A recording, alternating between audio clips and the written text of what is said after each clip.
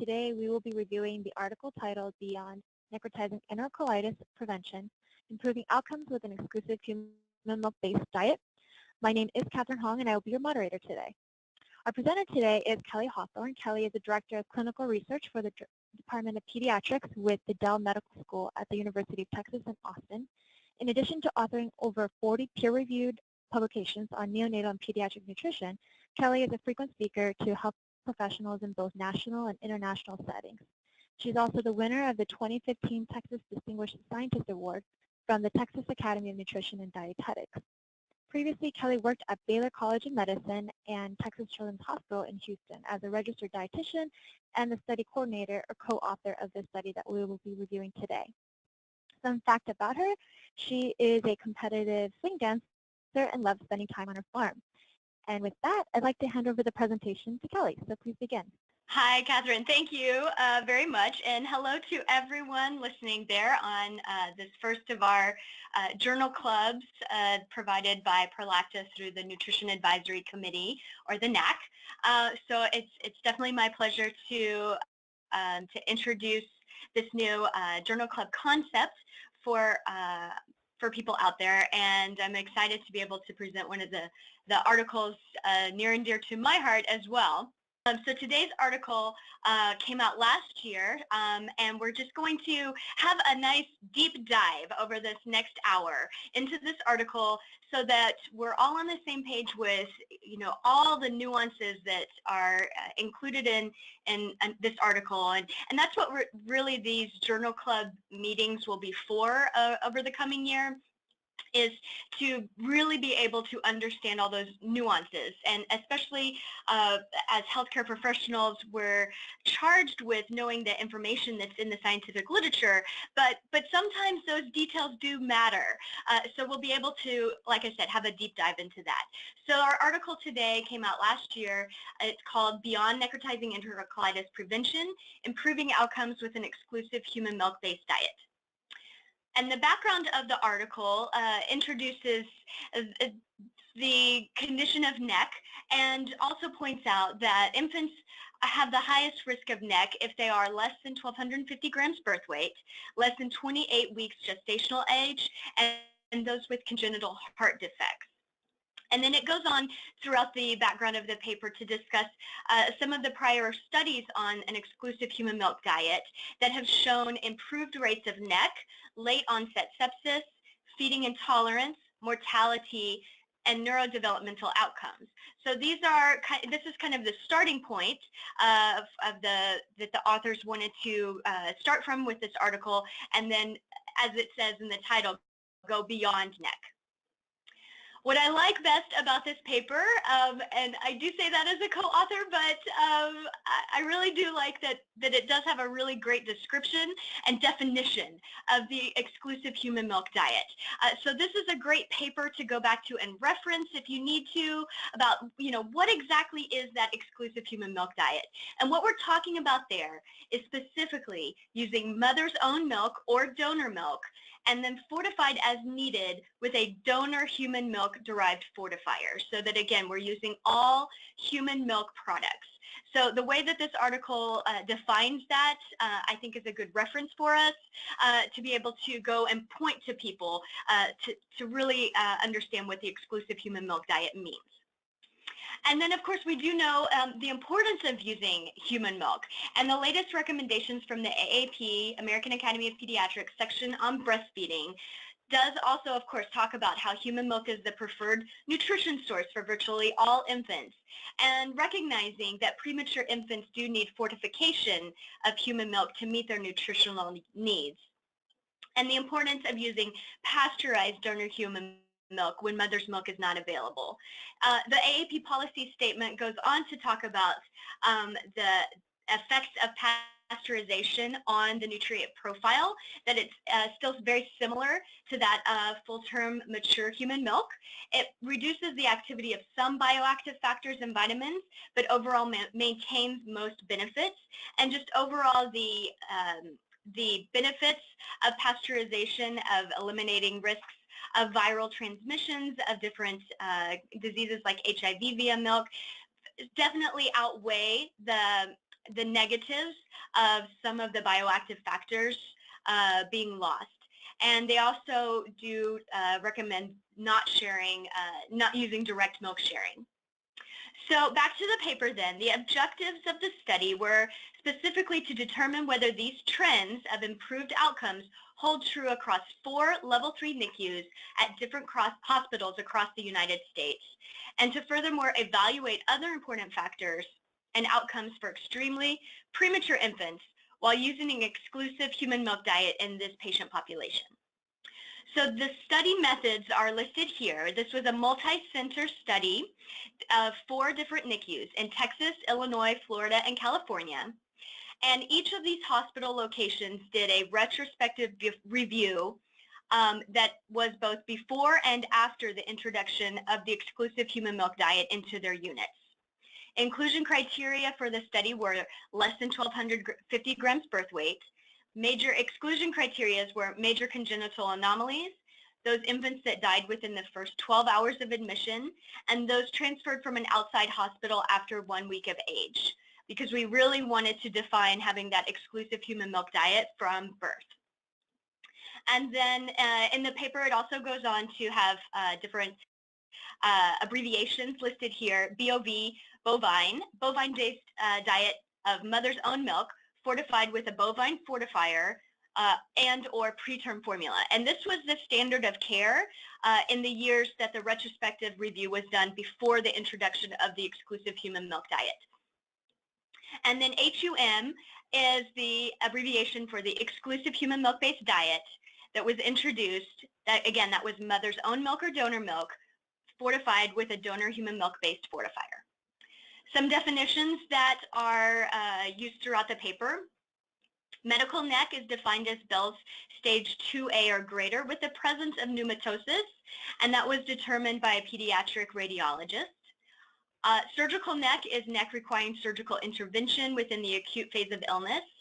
Late onset sepsis was any blood culture and or cerebral spinal fluid, positive microbial infection after 3 days of life. Severe retinopathy of prematurity was ranked as stage 3 to 5. IVHs were classified grade 3 to 4 by a pediatric radiologist. And BPD, bronchopulmonary dysplasia, is defined as the need for oxygen at 36 weeks post-menstrual age. That's the definition from the AAP. So of course this is something that is not diagnosed at birth, or even for some of these very small babies even early in life, but having to wait until 36 weeks PMA before making that diagnosis. So we'll go through the different protocols as they're listed out in the article for the 4 different NICUs across the country. And this is where it gets into some of those nuances that I mentioned at the top of the hour. And it's important to kind of recognize and celebrate, I think, some of these differences. Because as we'll find out in the results, no matter what specific protocol and tiny differences are seen between units in these NICUs, the results were still quite significant, as is found later on.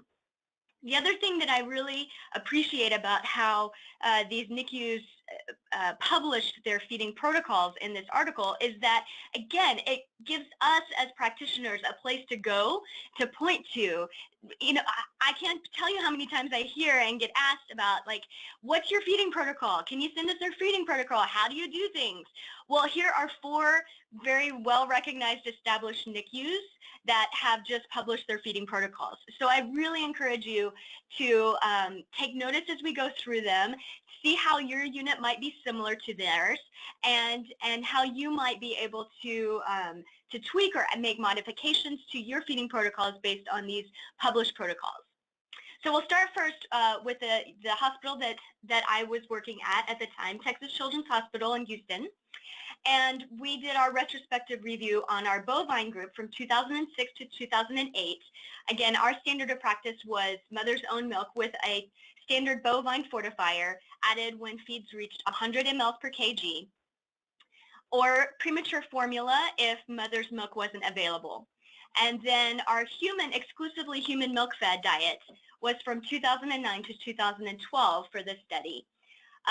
We established that in 2009 for infants less than 1,250 grams birth weight. Trophic feeds were begun at 20 mLs per kg per day for 3 days, then advanced by 20 mLs per kg to a goal of full feeds at 140 to 160 mLs per kg per day. When feeds reached 60 mLs per kg per day, we added Prolact plus 4, and then we advanced to plus 6 at 100 mLs per kg per day. If weight gain was less than 15 grams per kg per day, we increased to Prolact plus 8 or plus 10, depending on the needs of the baby. And then we transitioned off of the exclusive human milk diet at 34 weeks postmenstrual age. The next hospital's protocol is listed here from California at Good Samaritan, San Jose.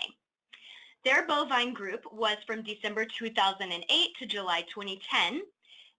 And their bovine group was similar to Texas Children's, mother's own milk with a bovine fortifier at 100 mLs per kg per day, or preterm formula if that wasn't available. Their exclusive human milk diet was established in their unit in August of 2010, and they only used it for infants less than 1,000 grams birth weight. They added Prolact plus 4 when feeds reached 100 mLs per kg per day, and then changed to Prolact plus 6 at 150 mLs per kg per day. If more concentrated feeds were needed, they increased to plus 8. They didn't further define on what those needs were or use a weight cutoff like Texas Children's did, so it was a little bit more flexible in their protocol where they were able to go up to plus 8. And then they transitioned off the exclusive human milk diet at day of life 60 rather than a postmenstrual age by weeks cutoff date. The next hospital was Northwestern in Chicago. They also had a very similar protocol for their bovine group. That was from 2009 to 2012, having mother's own milk with the bovine fortifier when feeds reached 100 mLs per kg, or using preterm formula. Again, so you can see this was definitely the well-established norm for that era. And then they introduced the exclusive human milk diet in July 2012, and they used that for infants less than 1,500 grams birth weight. They began trophic feeds at 10 to 20 mLs per kg per day for 3 days, then advanced by 20 mLs per kg per day to a goal of full feeds of 150 to 160 mLs per kg per day. So again, as they introduced their trophic feeding section of this feeding protocol, it is still slightly different from what was introduced by Texas Children's. So they waited until feeds reached 100 to 120 mLs per kg per day before adding Prolact plus 4. And then again, if weight was less than 15 grams per kilo per day, they increased to Prolact plus 6 or plus 8 at that time. And they transitioned off the exclusive human milk diet at 1,500 grams or 34 weeks postmenstrual age. So I do love protocols that allow for a little bit of flexibility, but also a little bit of, allowing the practitioner to make their best decisions and not be quite so tied down to a feeding protocol. And finally, the fourth hospital from Florida was Winnie Hospital for Women and Babies in Orlando. Their bovine protocol called for using either mother's own milk with a bovine fortifier, but they introduced the fortifier a little bit later than the other 3 hospitals, not until feeds reached 120 to 150 mLs per kg, or preterm formula, again, if mother's own milk was not available. They introduced the human milk diet, exclusive human milk fed diet, in 2011, and then recorded retrospective information from that age, from that year until 2013. And in their hospital unit, they wanted to establish the exclusive human milk diet only for infants less than 750 grams birth weight and less than 26 weeks gestational age. So this hospital is a little bit stricter on and has a little bit less widespread use of the Prolacta products, the exclusive human milk diet for infants. But that just met their population's needs a little bit better. So again, I encourage you to consider how some of these feeding protocols might be helpful for you at your units in establishing exclusive human milk-fed diet feeding protocols. They began trophic feeds at 10 to 20 mLs per kg per day for 3 to 5 days, then advanced by 10 to 30 mLs per kg to a goal of full feeds of 150 to 160 mLs per kg per day. Prolact plus 4 was added when feeds reached 100 to 120 mLs per kg per day, and if weight gain was suboptimal, but it was not defined as, for example, less than 15 grams per kilo per day, so it was a little bit more vague here and more flexible. So if weight gain was suboptimal, they increased to Prolacta plus 6 or plus 8, and then transitioned off the exclusive human milk diet at 32 weeks post-menstrual age.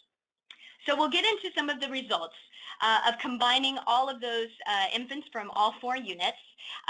There was over 1,500 infants included, and they're pretty nicely well split between the bovine group and the human milk-fed group, the exclusive human milk-fed diet there, about 800 babies in each group.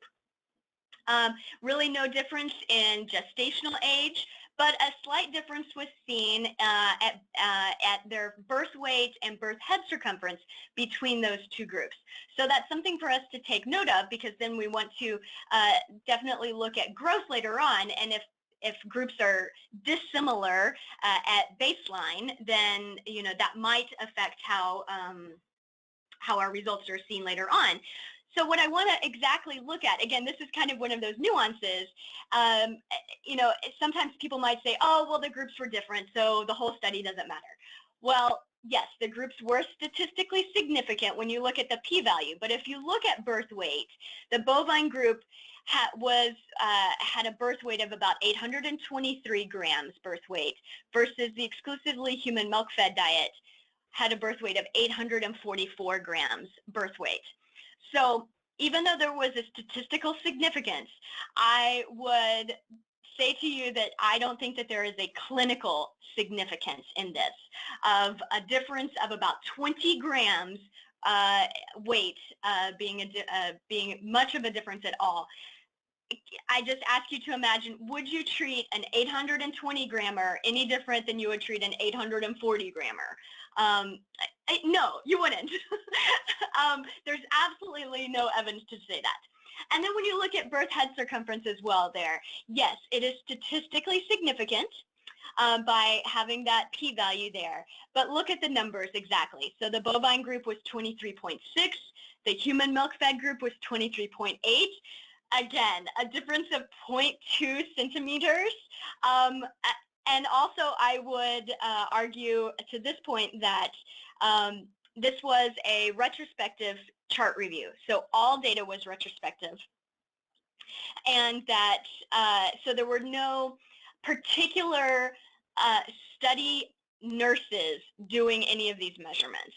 So a difference in 0.2 centimeters, I mean, I don't know about your units. I would love for our units to be a little bit more accurate in length measurements, and head circumference measurements, but I am not going to be any upset about 0.2 difference and to think that that's clinically significant at all.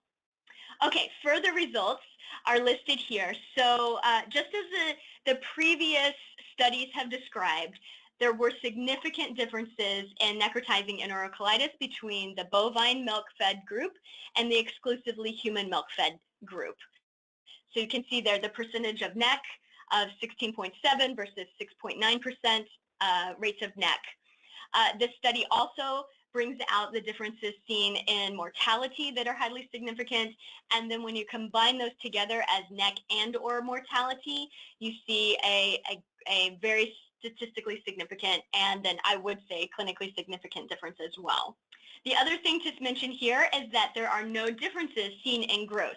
So each group grew about 20 grams per day, and so that's pretty typical of what we are used to seeing in the literature, and that's important to see here. Like, of course, we would have loved the exclusively human milk-fed babies to grow maybe a little bit better, but that wasn't the point of the major outcome that we were looking for in this study.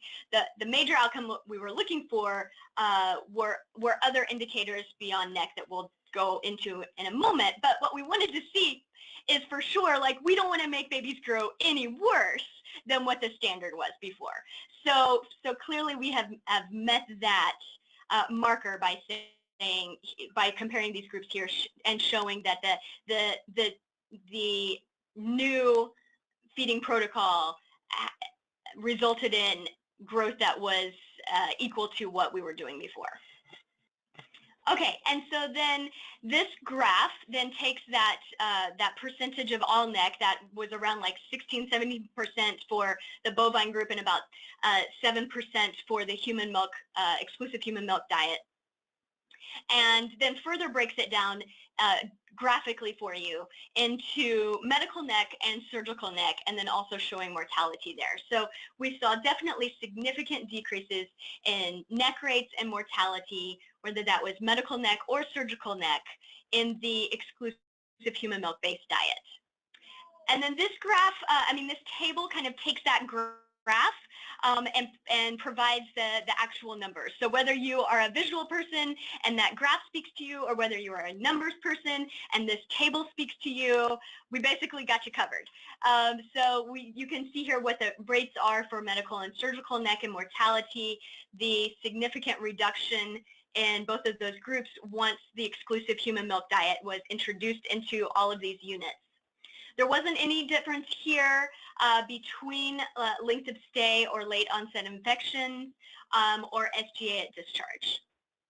And then, as mentioned back in the introduction and the background of the paper, infants who are less than 28 weeks gestational age are those at highest risk by age to get neck.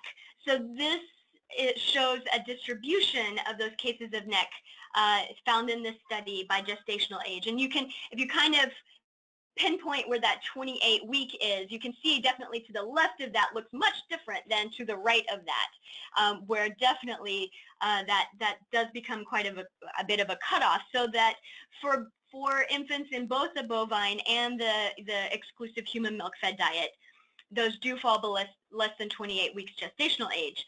But this is a great graphical visual representation to again show the dramatic differences between those white bars and those gray bars, seeing how many more cases of neck were seen in the bovine group compared to the exclusive human milk fed group. And then I believe this is the final table slide describing the other outcomes beyond neck that we're so excited about from this article. That between these two groups, you do see the difference in late onset infection. There was not really a difference seen for grade 3 or 4 IVH. However, there was definitely statistically significant reductions for ventilator days and retinopathy of prematurity, PDA, and BPD when you looked at the human milk fed group compared to the bovine group. So these are some of those outcomes, outcomes beyond neck that the title of the article refers to, that we are finally able to kind of start being able to compare groups and see significant improvements in these disease states like ROP, PDA, and BPD. So in the discussion of the article, it talks about how the exclusive human milk diet led to a decrease in medical and surgical neck, mortality, late onset sepsis, ROP, PDA, BPD, and ventilator days, and that there were no feeding-related adverse outcomes. So also in the discussion, the authors talk about how this is the first study to compare neck rates after an exclusive human milk feeding protocol was implemented at multiple institutions. So it really is the first of its kind to look at this kind of data. It had a large study population, and by using multiple centers, that increases the generalizability of the study. There were really minimal inclusion criteria that were instituted for this study. Again, those were given at the top of the talk, but there was no minimum cutoff of weight. So this study definitely included many high-risk micropreemies, those babies less than 500 grams birth weight, those less than 23 weeks. Oftentimes in neck or feeding or growth studies, you will see that these babies are not included because they do have very poor outcomes and may sway the means of the data lower and, well, higher in a sense, where they can contribute to higher rates of NEC, sepsis, and mortality. But this study included all of those. So when there are criticisms of saying, well, your bovine group or even your exclusive human milk fed group, your rates of NEC are way higher than we have at our hospital. Remember that this is including all of these very high risk, very tiny babies, less than 500 grams birth weight as well, that are not always included in some of the other published studies as well. Although 3 centers used a less than 1,000 gram birth weight cutoff, over half of the subjects enrolled came from Texas Children's Hospital, which had a cutoff criteria of less than 1,250 grams birth weight. So again, this is just part of the discussion to talk about looking at that even though there are different protocols seen here and weight stratifications, they still all showed the reduction in comorbidities that we were looking at. So again, I think you can use this article as a way to help strengthen your argument for the exclusive human milk diet at whatever your hospital needs.